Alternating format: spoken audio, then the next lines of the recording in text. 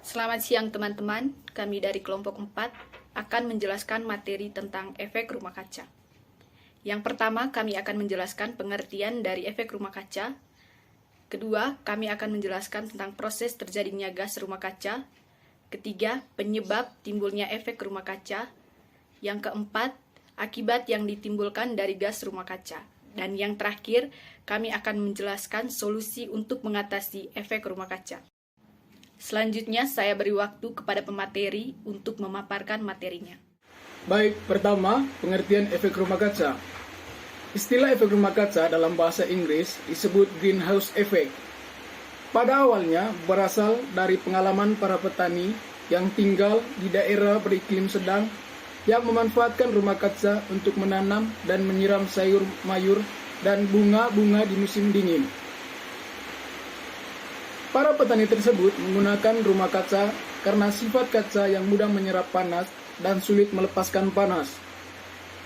Di dalam rumah kaca suhunya lebih tinggi daripada di luar rumah kaca.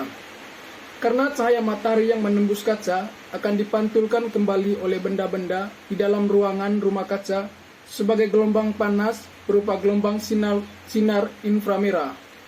Tetapi gelombang panas tersebut terperangkap di dalam ruangan rumah kaca dan tidak bercampur dengan udara dingin di luar ruangan.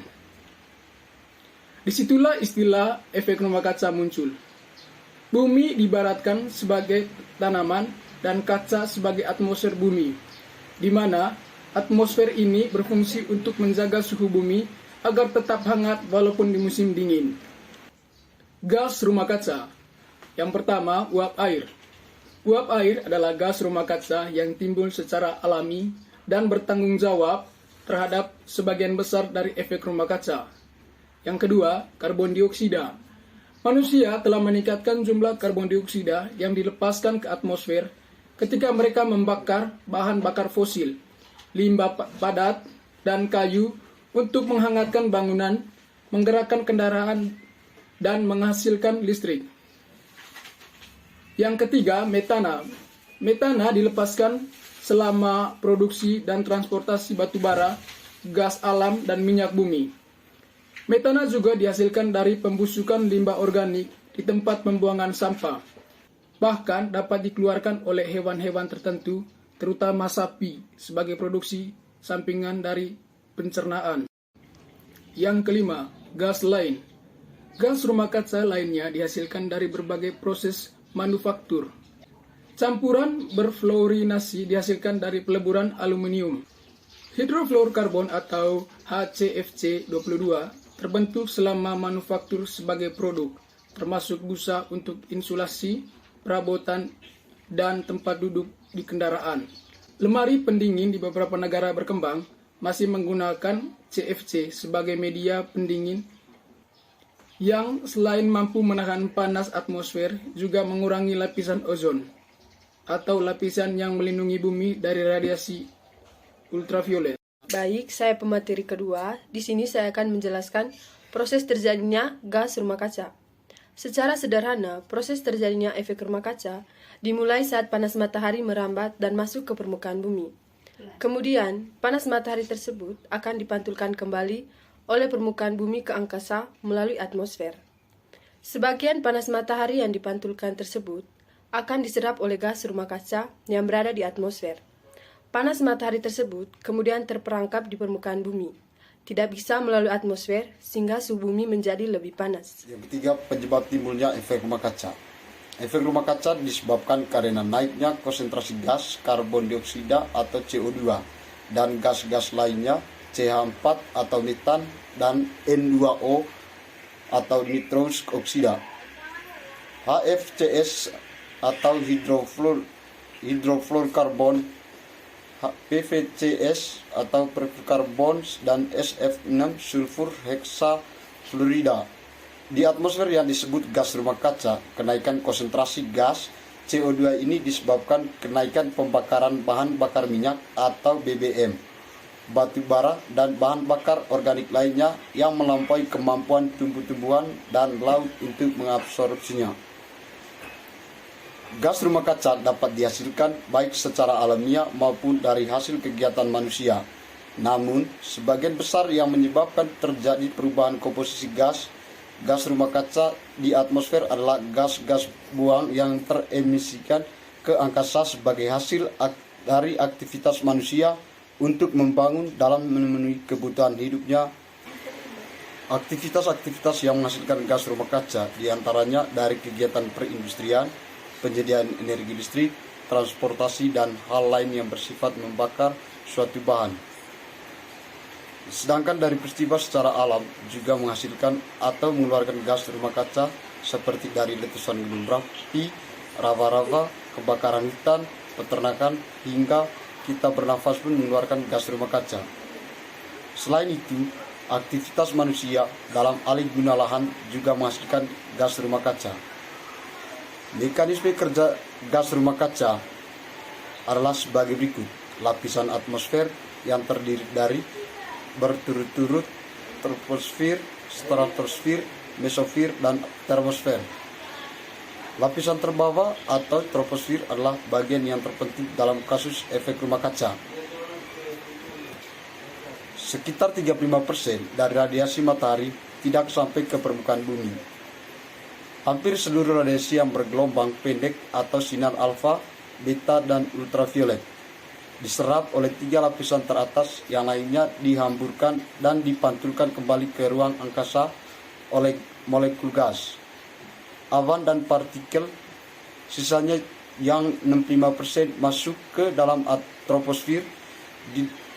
Di dalam troposfer ini 14% diserap oleh uap air, debu, dan gas-gas tertentu, sehingga hanya sekitar 51% yang sampai ke permukaan bumi. Dari 51% ini 37% merupakan radiasi langsung dan 14% radiasi difus yang telah mengalami penghamburan dalam lapisan troposfer oleh molekul gas dan partikel debu. Radiasi yang diterima bumi sebagian diserap, sebagian dipantulkan. Radiasi yang diserap dipancarkan kembali dalam bentuk sinar inframerah. Sinar inframerah yang dipantulkan bumi kemudian diserap oleh molekul gas yang antara lain berupa uap air atau H2O, CO2, metan atau CH4, dan ozon atau O3.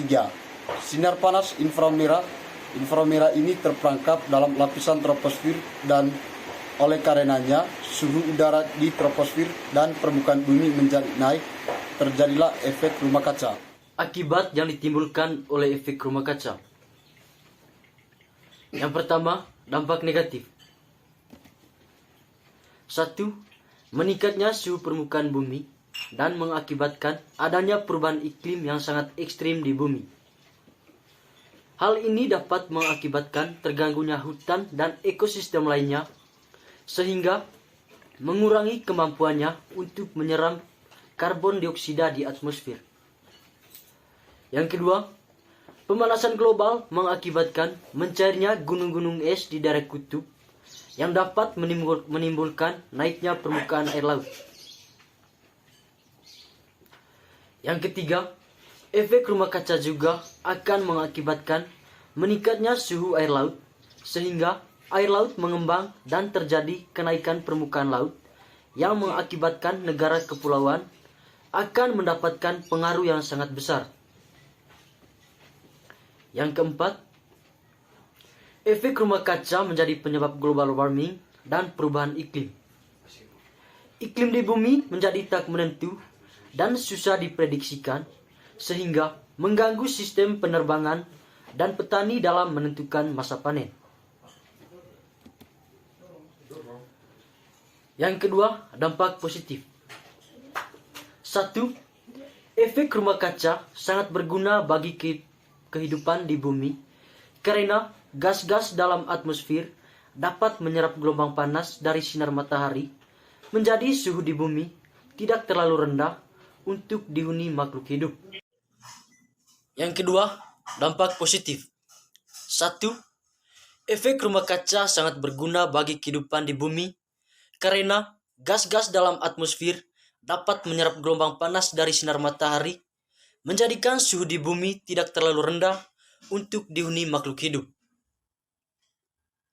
Seandainya tidak ada gas rumah kaca, jadi tidak ada efek rumah kaca, suhu di bumi rata-rata hanya akan minus 18 derajat Celcius, suhu yang terlalu rendah bagi sebagian besar makhluk hidup termasuk manusia. Tetapi dengan adanya efek rumah kaca, suhu rata-rata di bumi menjadi 33 derajat Celcius lebih tinggi, yaitu 15 derajat Celcius. Suhu ini sesuai bagi kelangsungan kehidupan makhluk hidup. Yang kedua, dengan adanya efek rumah kaca, membuat manusia menjadi berhati-hati dan berhemat terhadap penggunaan bahan bakar fosil. Yang ketiga, dengan adanya efek rumah kaca, manusia menjadi sadar bahwa pohon dan hutan memiliki arti penting sekali bagi kelangsungan kehidupan, yaitu salah satunya dapat menyerap gas polutan dan menghasilkan oksigen. Maka reboisasi kembali digalakkan dan penanaman pohon di kota-kota besar mulai dilakukan. Yang keempat, manusia menjadi kreatif karena mengolah limbah seperti plastik, kertas untuk didaur ulang menjadi barang yang ekonomis. Selanjutnya, saya akan menjelaskan solusi untuk mengatasi efek rumah kaca. Contoh nyata upaya penanggulangan efek rumah kaca dalam kehidupan sehari-hari. Yang pertama, A. Penggunaan alat listrik. Yang pertama, menghemat penggunaan listrik antara pukul 17.00 sampai 22.00. Yang kedua, memadamkan listrik jika sedang tidak digunakan. Yang ketiga, menggunakan lampu hemat energi atau CVL dan lampu sensor cahaya untuk lampu taman, sehingga lampu akan hidup dan mati secara otomatis tergantung cahaya matahari.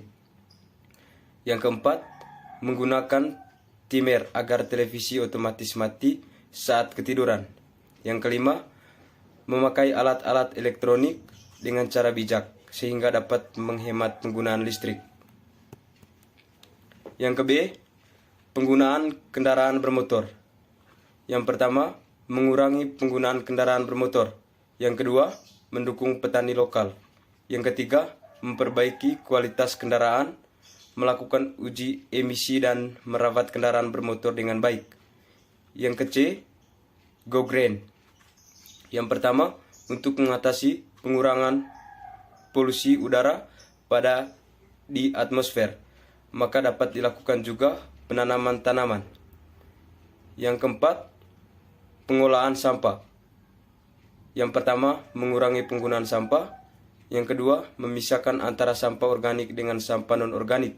Yang ketiga, menghemat penggunaan kertas. Yang keempat, mengurangi penggunaan tisu. Yang kelima, mengurangi konsumsi daging sapi.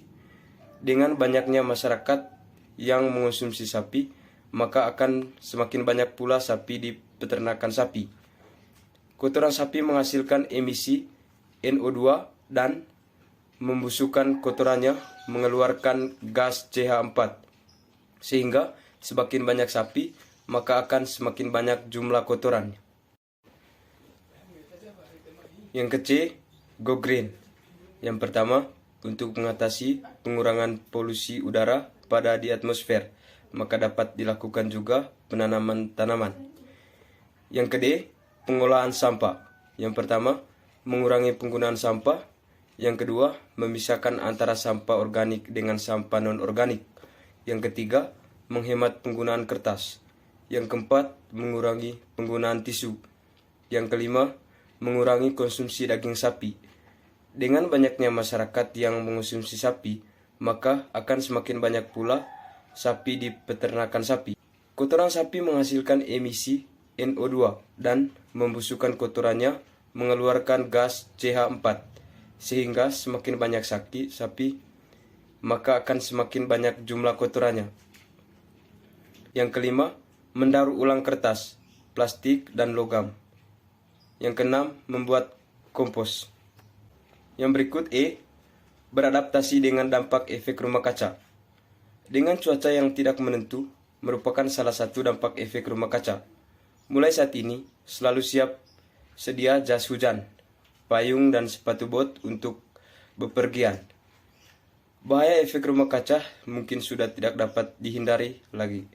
Namun, jika upaya-upaya sederhana di atas dilakukan oleh semua masyarakat secara bersama-sama dan terus-menerus, maka dampak dari efek rumah kaca dapat dikurangi. Dari materi yang sudah dijelaskan di atas, dapat disimpulkan bahwa untuk mengurangi efek rumah kaca dapat dilakukan hal-hal sebagai berikut. Yang pertama, hemat energi listrik.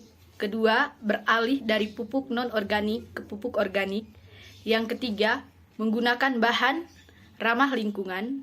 Yang keempat, mengelola limbah peternakan. Yang kelima, melakukan reboisasi. Sekian materi dari kami, terima kasih.